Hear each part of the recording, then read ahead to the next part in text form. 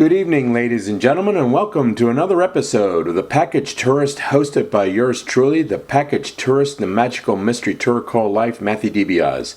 Tonight's guest is Ms. Dante Terese. Dante lives in Newcastle, Pennsylvania, and has emerged as a dynamic new voice in fiction, blending deep themes with compelling narratives in her work. Dante made her literary debut with the novel Sex, Death, and Diane. She has followed up with two more brilliant releases, The Base, Book 1, and The Base, Book 2, Spies, Lies, and The Vanishing Game. These last two books are being adapted for a screenplay, and when Dante is not writing, she devotes her time to gardening and baking and working as a pastry chef.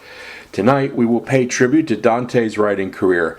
Dante, welcome to the show. It's a great honor and privilege to have you here. I'd like to start off by asking you, would you please tell our audience about your two novels, The Base, Book 1, and The Base, Book 2, Spies, Lies, and The Vanishing Game?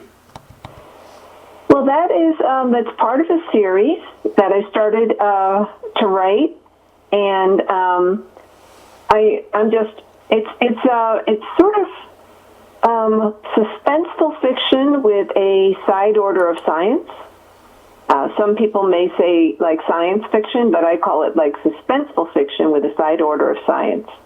And basically, I mean, if I were to boil the story down really quick, I would say that it is, you have these research scientists on a top secret military base, very, very far away in a very forbidding climate because they want to not be accessible and to others and not have, problems with people coming in and trying to infiltrate. And they are making these top secret inventions that they are rushing for the deadline to complete. But at the same time, there are spies and there are thieves that are trying to infiltrate and trying to steal their work. And they're not doing it with nice intentions either. They have devious plans for these things. Oh my. I mean, now these scientists, the heroes of the book, I mean, do they work for the government? Are they government scientists or are they totally on their own? They're military research scientists, and the base is the base that they send you to when you have some outstanding skill, that you really sort of stand head and shoulders above everyone else, and that you're truly obsessed with like one little section of knowledge. And so these scientists are the top of the field. They are the best scientists out there for their little niche. And, so that is where the military sends you when you have expertise like they have, like when you're truly obsessed over like one little detail of one type of genre of science. And then they take these scientists and they make them all work together. They give them a deadline, and they give them a list of attributes that the invention has to have. And so they'll say things like the invention has to be able to withstand a certain temperature range, because that may be the temperatures it would encounter in the given areas that the device is put in.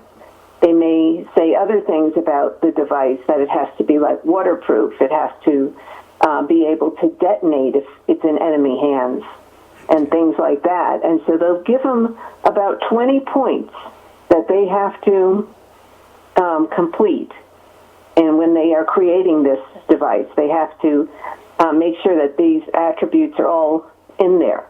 And they have to have it function and be perfect, perfectly operating, and be able to do all of the things that are on the specification sheet that they call a spec sheet. And if they can get that to happen, then fantastic. Then, then this device is ready for the military to use before someone else makes it, before it gets used on them. But there are devious people out there that always have their ear to the ground, and they always want to know, what are they making at that base? Okay. Perhaps we should, find a way to sneak in there and steal it. Okay. Now, when I looked at the covers of your two books, the base book 1 and the base book 2, very interesting looking characters there. Can you tell, I mean, the men featured on the covers there, can you tell our listeners about these men? They seem to be very interesting and rather intriguing characters, to say the least. Can you kind of elaborate about the gentlemen featured on the book covers? Sure. I was really lucky to get some good actors to portray the three top core scientists in the book. Now, in the base, assignments come and go, scientists come and go, but the three gentlemen that you see on the cover, those are the scientists that seem to stand the test of time. You know, they don't become double agents. They don't get fired. They don't do something wacky, you know. And so those are the ones that stand the test of time. The gentleman in the middle who's wearing the white lab coat, that's portrayed by an actor out here, Dennis Liverani, and he is portraying the character, the Bugman, who is a military entomologist. He's an expert on insects. And so he knows everything about all the attributes there are on insects, and all the things like their exoskeletons and their internal organs and everything there is to know about an insect, he knows. Okay. The gentleman to his left is Cullen, and that's his name at the base. He is being portrayed by an actor, really good actor out here. His name is Doug Petrick.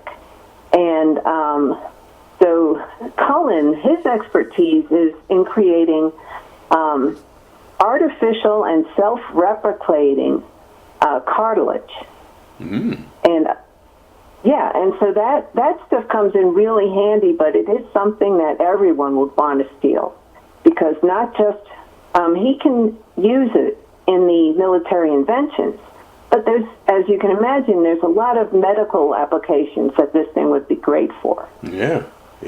And especially that it's self-replicating. I mean, you get it, and it's artificial, so it doesn't have to be held at certain temperatures, and then it can replicate. And so, I mean, when I was writing the book, it was really interesting.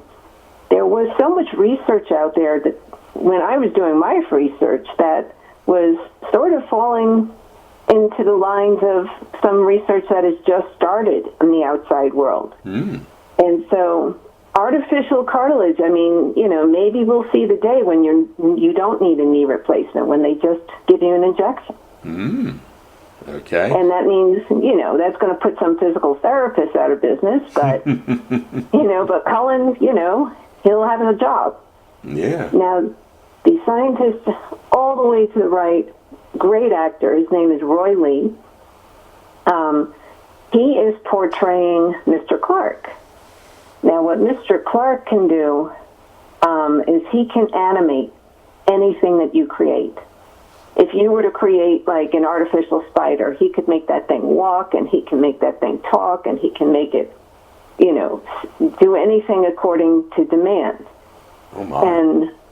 But the funny thing about the series is the series takes place in the late 70s. And so that makes the spying much more intriguing, because they didn't have the electronics and everyone having a camera on their door and stuff like that. They didn't have all those toys back then. So you really had to be one step ahead of the spies. And they, of course, are trying to get one step ahead of you. But nowadays, I mean, you know, I just, before we got on the phone together, I was watching a present-day sort of murder mystery, if you want. It was solved. But so many times now, the first thing that police do is they get your electronics. Yeah. Because your electronics tell on you. That's right. And they spy on you, and they know everything about you. But in 1976 and 77, which is the time period, like, you know, almost 50 years ago, where this series takes place, all all of these, electronic things that you have, they weren't spies. So people really had to work hard at, deducing things and finding who is the culprit here and who's the culprit there. And people really had to, it was a very different ball game. People had to be creative and pick locks and things like that. Okay.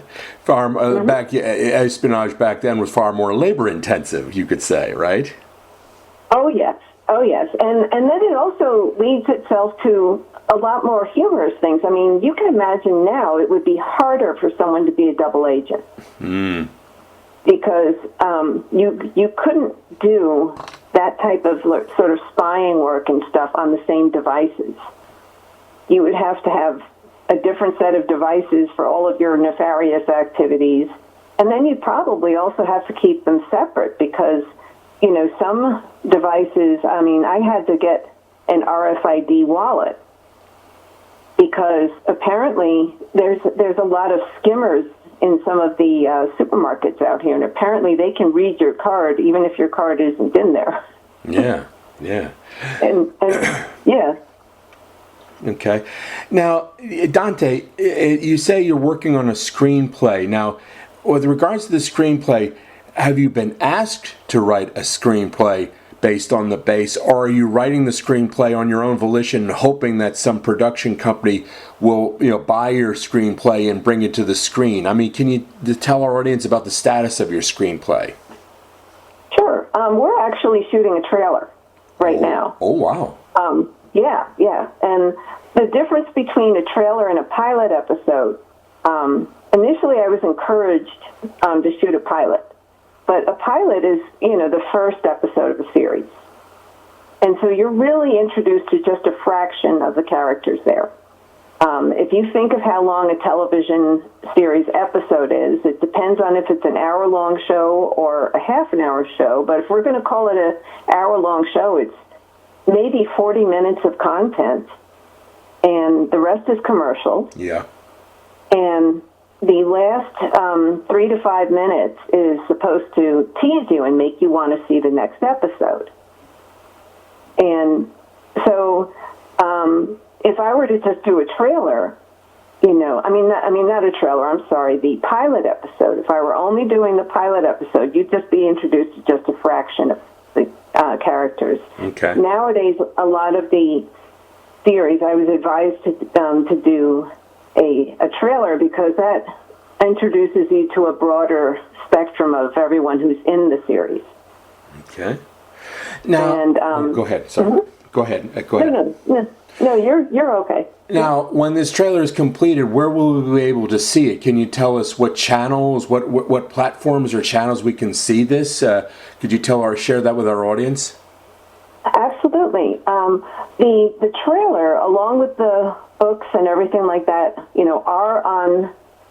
will be on my website. The books are already on my website. My website is Dante, that's D like David, A-N-T-E, and last name is spelled Terese. And that's one of the places the trailer will show up. I also have a YouTube channel. And if folks did go onto the website now, they'll see a small, just kind of a small commercial that was generated from some of the little video clips that we took at the photo session for the books. And there's some extra pictures on there and stuff. And so we had a great voiceover talent on that one. And so it's a fun commercial. It gives you an idea of the whole plot of, like, the scientists sort of versus the spies. Okay. Dante, let's say Hollywood ever reached out to you and wanted to take, really work the base books, for like TV or the big screen. Have you ever thought about what actors and actresses you would have portray, your characters, the heroes and the villains? Yeah, I have thought about that because I've cast some of them in the trailer. Oh. And so the three gentlemen that you see on the book cover, those those three actors, I mean, they have incredible chemistry. They're the ones who are portraying the scientists. But in the book also, I mean, you got to have villains, you know? And so I have a villain, Venus. That's her name. Ooh. And yes, very, very devious, feisty female villain. Mm. And Venus is always trying to be one step ahead of them. And, you know, she really gives them quite a run for their money. And she is a master of disguises, and she's absolutely ruthless. Mm. I mean, the only thing she cares about is what she wants. Mm. And she wants a bigger and bigger lifestyle. I mean, she has made it to the top, but she thinks that if she gets her hand on that invention, especially since it has that self-replicating property, she will get what every general in the world wants. Every general in the world wants, you know, an army that is not made of people. Because what do people do? They overthrow their general. Mm-hmm. They want more power. Everyone wants to be moved up. And so imagine if she has that device, and then she can make it clone itself and just have a completely obedient army that self-replicates constantly. Mm. Then she could rule not just, you know, what she's ruling now, which is very substantial. She's the top gun where she is, but she could possibly rule the world with that. Oh, you know, her aspirations have no ceiling. She wants it all. My. I've actually known a couple women in real life like that. That's what everyone tells me. I mean, the people that have gotten back to me, everyone is like, you know, I have a love-hate relationship with Venus. Mm. I mean, that's what everyone says. It's like, you know, we love to hate her. I mean, or that they've met people in real life like that who just can't get enough, you know. Now, what actress could play her if you had to cast her? What actress would you have play her? I really lucked out because I felt in the trailer would not be complete unless I had someone as Venus. And I searched. I really did search. And I found a tremendous actress out here, absolutely phenomenal. And I don't want to spoil things, but Venus does have a twin. And so I'll, you know, when the folks get to read, you know, book 1 and book 2 and stuff, they'll find out about Venus's twin and stuff. So I had to get an actress times 10 because Venus is a mammoth role to play. You have to have someone who has absolutely no scruples, who wants 10 times more tomorrow, and, you know, who wants to rule. But then I would have to get someone who could be Venus, but then also be her twin. Okay. And her twin is not exactly like Venus. Oh. Yeah, so I found a phenomenal actress out here. Her name is Peyton Houston. I can't say enough good stuff, and when the trailer is done, I mean, I'm hoping for June with the trailer. We have 2 more scenes left to shoot, and then we have to edit, and then we finish. We pretty much finished the music and stuff. We just have to, you know, glue it together with the video clips. But then the world will get to see Venus. Oh my! And yeah, and the scientists and some of the other wacky characters in there.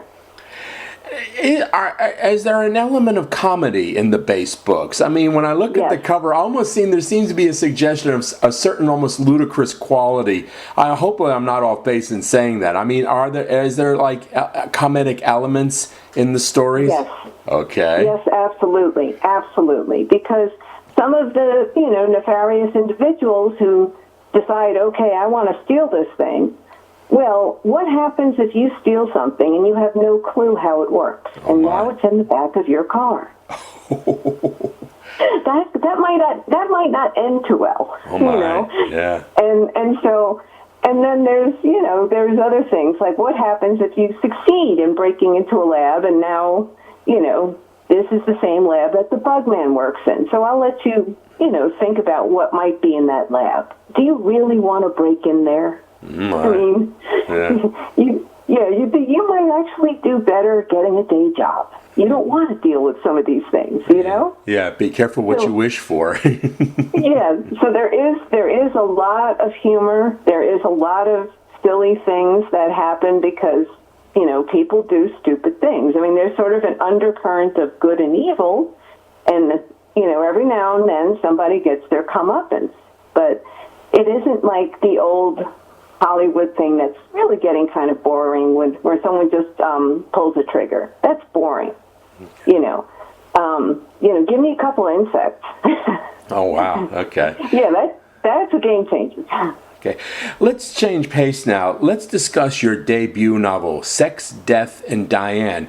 Is this a contemporary novel, or is it set in some time period? That's,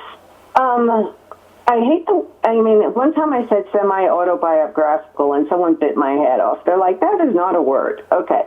We'll say based on my life. And I graduated high school just around 1980.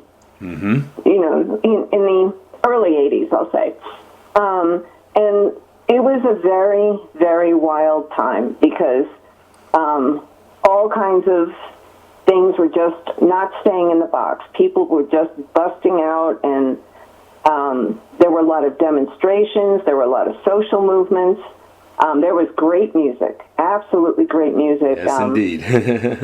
Yeah. So the arts were just nothing was staying in the box. Everything was just bursting out, and the creativity was off the scale, and all these social movements and things like that. So the world really was changing, and changing really, really fast. And so the two characters in the book, who are best friends, and they've been best friends since they were very, very young.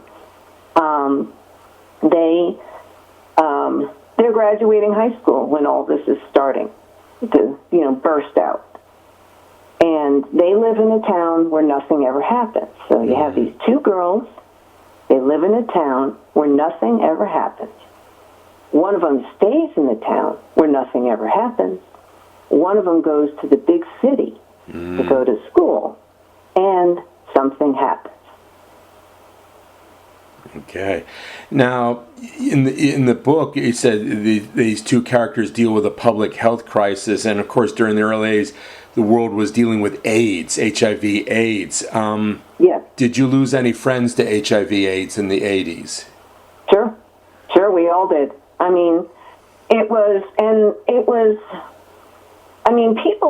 You can't really compare the time of AIDS to the time of COVID, but when AIDS was first starting to come out, the hysteria was unbelievable. It's like, people didn't want the funeral homes to handle someone who had passed from AIDS. Yeah. People didn't want to let them, people with HIV into a hospital or, rent an apartment to them or anything else like that. It was just, the hysteria and stuff. And then, there were a lot of activists and others in the medical community who were trying to inform the public in a rational way, like, no, actually, I'm more of a threat to a person with HIV if I were to cough or something. I could,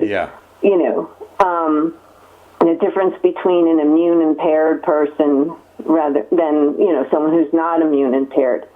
But in the beginning, the hysteria was just off the hook, and all kinds of things were happening. The demonstrations were incredible, the courage that those people had. I remember seeing them lie down and shut down Wall Street. Yeah. And then the police were trying to arrest the demonstrators, but the police were all literally some of them were wearing like hazmat suits. Yeah. And, rubber gloves and stuff because, they were afraid to touch anybody. Yeah. And, the people, the protesters and stuff from that movement they did so much to benefit everyone, not just people with HIV and AIDS. Because of their activism, we all owe them a debt of gratitude, and that's one of the things that this book is kind of has a lot of themes in it, sex, death, and Diane. Yeah. But it does really, it is also a big sort of thank you to the people in ACT UP and the people in those movements, because without them, the process for approving drugs that were necessary for people who were very sick was an incredibly lengthy process. Yeah. Yeah. And now, experimental therapies and other things are much more available quicker to people who need them. And, if any of them are out there listening, I just want to say a double thank you to them, because they helped everybody. They even helped future generations that they'd never met. They really touched a lot of people. Yeah. I mean, the sad thing is there still is no cure for HIV/AIDS. I mean, you can basically stop it from growing and all of that, but to this day, there still is no cure, sad to say, Well, it's the same is true of so many conditions now. Yeah. It seems like, some of the conspiracy theorists say that scientists are sort of being held back from actually curing anything. The goal is to just have, everyone just take medicine. Yeah. I don't know if that's true or not. I would like to think that some things are curable or cured, but but at least they do make the quality of life for people living with HIV, so much more humane. Yeah. Yeah. But I know another sad part about Dante. I was born in 1963, so I assume that you and I are roughly contemporaries, thereabouts. Yes. Okay, no, I'm not asking your age, but I was born in 63, so I think, because I graduated high school in 82, so I think roughly we're contemporaries, thereabouts. But my memory of it was, first it was seen strictly as, a gay disease. Now you would call it LGBTQ plus and all that. I mean, and it was, and there was even the stigma of that. I mean, once a person said, "Oh, therefore you must be," and later we found out, no, it's not. It wasn't strictly, a quote unquote gay disease. It could affect anyone. And I think that heightened it even further, that you could get it heterosexually as well as homosexually. In that sense. Well, I'm actually a year younger than you, to clarify it, but there were celebrities that stuck their necks out, like Elizabeth Taylor. Yeah. She was one of the early activists, and she was, very vocal about, hey, we have to research this, because there were people that wanted to research it. There were people who wanted to help, but then there were other people who were just saying, oh, this is not, God is sorting people out or something. They were saying just awful things. Yeah, I know. And, she stuck her neck out. Some other celebrities, stuck their necks out and stuff, and they took a beating for it. Yeah. But now, at least there are segments of the population now that don't think that, God is just this wrathful being that wants to kill anyone, that he doesn't like, that, death can also be a random thing. I mean, just take a look at the hurricanes and stuff. I mean, do you think he hates everyone in this one town in North Carolina? I know. Yeah. Yeah. Okay, Donna, let's talk about yourself. Where were you born and raised, and what was your parents' background? Okay, my parents are Italian academics. My father was a research scientist, but not a military research scientist. Okay. And I was most afraid of when he would read my books, especially the Base series, because I knew that he was going to go through all of the science and make sure it would be, factually or accurate and stuff like that. So I did tons of research for that book. Let me see. Born in North Carolina, however, lived all around the country. Some of the things from the base were inspired by the military bases and people I knew on bases around the country. In particular, I was in South Dakota for 5 years. You know, I know what snow is. What people complain about around down here is not snow. South Dakota, they have snow. Yep. Like 4 feet of it, you know. I know, yeah. Yeah, but so, you know, lived around the country, and there's some sort of common denominators, but then there are some things that are just region specific. I mean, and that you don't see anywhere else and stuff. So at this point, I settled into the Rust Belt of the United States, which is very, very interesting place. I would say 20, 30 years ago, the factories left. Yeah. About a third of the people left. Mm-hmm. And, you know, so we do have a lot of empty factories and stuff like that around here, but we also have some artistic people that are, you know, making things in the ruins. So, yeah. It's an interesting place. Where did you go to college? I went to college, the first time I went to college, I went in New York City.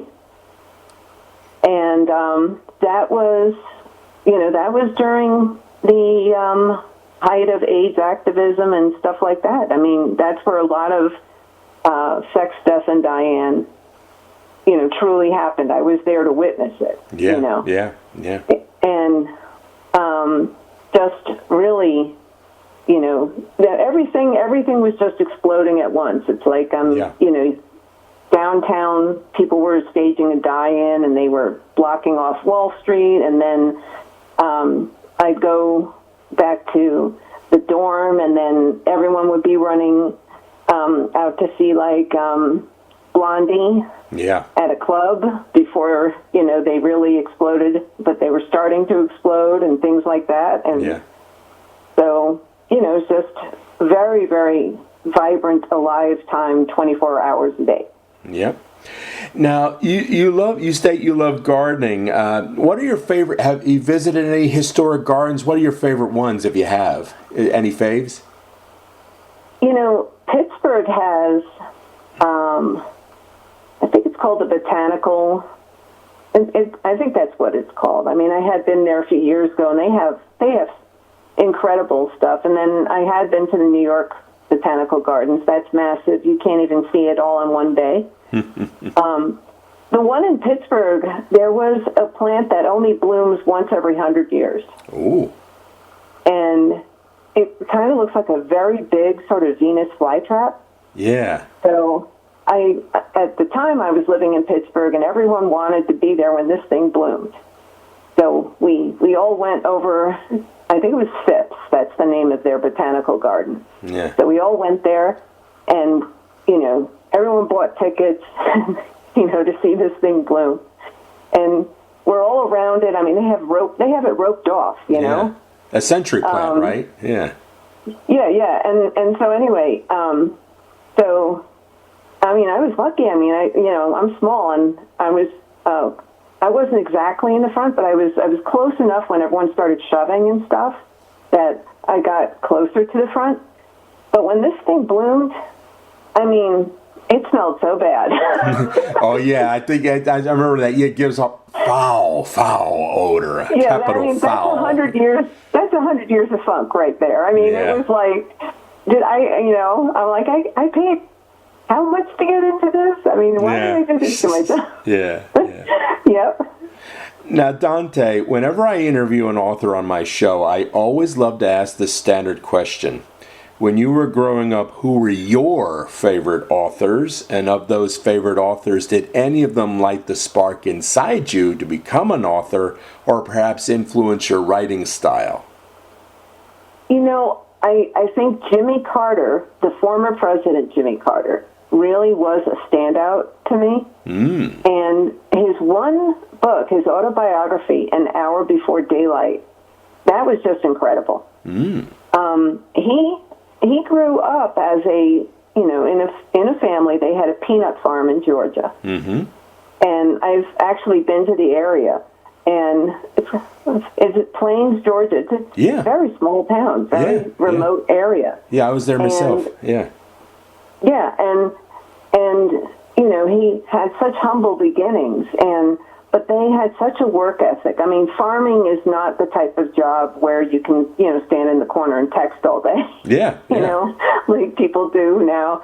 I mean, if a cow is sick, you have to help it. I mean, you know, you have to water the plants. You have to feed the animals. You don't get a day off. You know, and so he came from such humble beginnings, but very, very disciplined beginnings. I mean, as soon as you could stand up and walk, you were doing something. You know, you weren't, you know, playing or whatever like that. You were doing something, and so he had such a tale to tell, because he went from that type of a life all the way up to the White House and beyond. And some of the things that he saw, like, he didn't shy away from talking about some of the hate that he saw, and, you know, some of the other things that were going on, and some of the inequities and things. He spoke very frankly about everything he witnessed, you know. And that was really refreshing, because you know, the media around the early sort of TV shows, TV series and stuff, they were always, you know, Father Knows Best or The Good Old Days and everything like that. And, you know, he would say, yeah, you know, there were things about that were good, but it wasn't always good for everybody. And, you know, he was just being accurate about stuff, and then, you know, talking about how far we came and lots of the things that he witnessed, you know, through his life and the changes that he saw exploding. Diane, please tell Dante. Please tell our audience, where can they find your books? Okay, my books are on Amazon. There are 3 of them there now. We have Sex, Death, and Diane, which is on Amazon.com, and my author name again is Dante is my first name, and my last name is Terese. That is Terese. My website is the same, and the Amazon links are there. And I have the base book 1 and the base book 2, which I have a wonderful actor who narrates them also. So if you're not into turning pages and stuff and you want to hear an audiobook, Steve Gannett did an incredible job, and he must have multiple personalities, because he can do like 10 different voices. Dante, what is your next book project, and when can we expect its release? I am hoping to get book 3, which is the final book of the base trilogy, done and possibly out on the market in June. So June will be a crazy month, because I'm hoping to get book 3 at least off to the proofreader by then, and you know, and then I'm hoping to get the trailer done and on the you know, website and all of that around then too. So I'm going to be busy. Very good, very good. Dante, I want to thank you so much for appearing on the show, and I wish you the best of luck, and I want you on the show again, okay? Thank you so much. I'm really thankful that you are doing this, that you're supporting authors, and it was really good to talk to you, and yeah, I'd love to talk to you again. Okay, we'll do this again, all right? Thank you. I appreciate it. You take care. Okay, bye-bye. Okay, bye. Stay tuned, ladies and gentlemen, for my next show, where I will be interviewing author Dr. Mickey Garcia. Thank you and good night.